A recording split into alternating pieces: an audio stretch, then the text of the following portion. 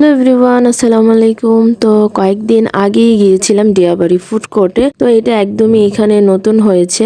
এটার লোকেশন আমরা খুঁজতে খুঁজতে একদমই ভিতরে চলে গিয়েছিলাম। তো দেখলাম এই জায়গাটা খুবই ভালো লেগেছে আমার কাছে।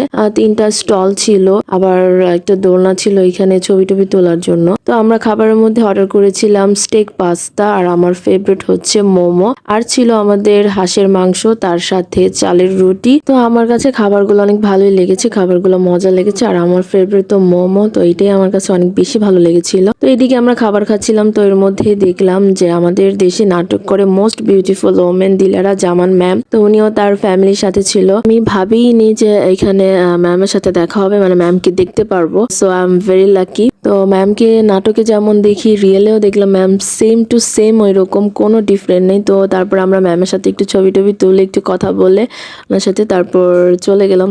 তো বাই, আল্লাহ হাফেজ।